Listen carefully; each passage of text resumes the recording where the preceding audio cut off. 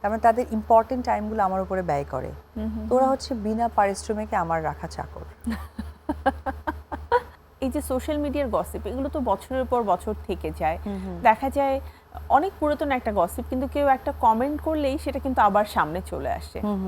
তো এইসব গসিপ বা মানে কি বলবো, ট্রল করা, বিভিন্ন বিষয় নিয়ে কথা বলে, এগুলো তো একজন তারকার ব্যক্তিগত জীবনকে অনেকখানি কঠিন করে তোলে। তোমার কি কখনো মনে হয় যে এই বিষয়গুলো জয়ের উপরে কোনো ধরনের মানে ইতিবাচক না হোক, নেতিবাচক প্রভাব তো ডেফিনেটলি ফেলতে পারে? এটা তো স্বাভাবিক বিষয়। এই বাচ্চাগুলো দেরকে নিয়ে যারা ট্রোল করে বা কথা বলে, এটা তো আসলে তাদের মনুষ্যত্বর অনেক বড় একটা গ্যাপ, না হলে তো এটা করা সম্ভব নয়।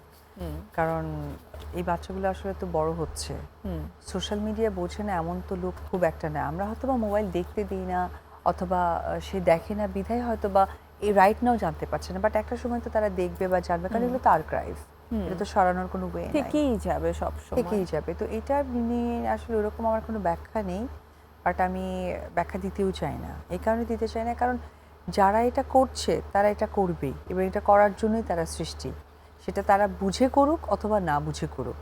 এই আর আমাকে নিয়ে যে ট্রোলগুলো হয় বা যা লেখে, আমি বেশ কয়েকটা প্রোগ্রামে বলেছি, আমি এই প্রোগ্রামে আবারও সেম রিপিটেড কথা বলতে চাই যে আমি যেমন ধরো একটা লোক রেখে দিই আমার সব কিছু দেখার জন্য, সোশ্যাল মিডিয়া বলো, আমার পার্লার দেখার জন্য বা আমার বাচ্চা দেখার জন্য, এই লোকগুলোকে তো আমি একটা মান্থলি একটা সার্টেন অ্যামাউন্ট দিই, বা যেটা তাদের প্রয়োজনীয় আসে একটা সম্মানই দিই আমি অবশ্যই। কিন্তু যারা আমার এত খুঁত ধরে বা এত কিছু খুঁত ধরার কারণে আমি কিন্তু সেখানে ঠিকঠাকও হয়ে যাই, হ্যাঁ, তার মানে তাদের ইম্পর্টেন্ট টাইমগুলো আমার উপরে ব্যয় করে। তো ওরা হচ্ছে বিনা পারিশ্রমিকে আমার রাখা চাকর। অনেক সময়, এবং আমি এত প্রোগ্রামে এই কথাটা এত বেশি বলছি কেন জানো? তাদের চোখে নিশ্চয়ই পড়বে, দেখবে তাদেরকে যে আমি চাকর বলে আখ্যায়িত করেছি, এবং তারা আরও তেলেবগিনে চলে যাবে। তেলেবগিনে চলে গেলে কি হবে যেন, আমার পেছনে আরও লাগবে, আর আমার পেছনে আর লাগবে কি হবে যেন, আমার স্প্লিট হবে, আরও অপবিশ্বাস অল টাইম থাকবে।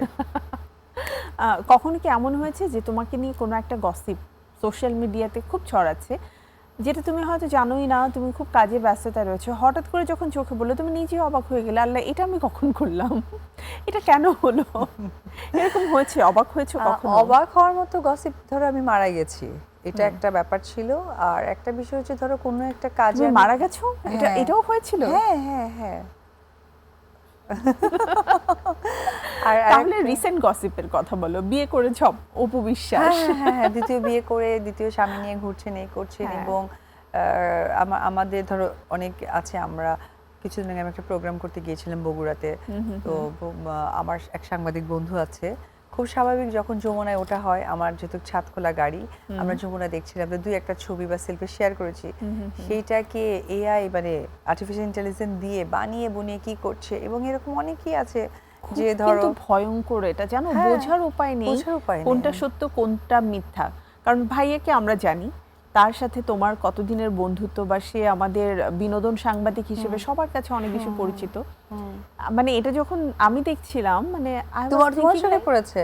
হ্যাঁ, তারপরে আবার হচ্ছে যে আমাদের চিত্রনায়িকা আঁচল, তার যে হাজবেন্ড অমি, তাকেও আমার হাজবেন্ড বানিয়ে দিয়েছে। তারপর আমার স্টাইলিং এন্ড কোরিওগ্রাফি করে মাহফুজ কাদরি, তাকে আমার সেকেন্ড হাজবেন্ড বানিয়ে দিয়েছে। কাদরিকে তারপরে অভিকে বানিয়ে দিয়েছে, মানে আমার মেকআপ আর্টিস্ট। তারপরে ধরো যে মাঝে মাঝে আমার ড্রেস নেওয়া হয় রাতুল কিবরিয়া।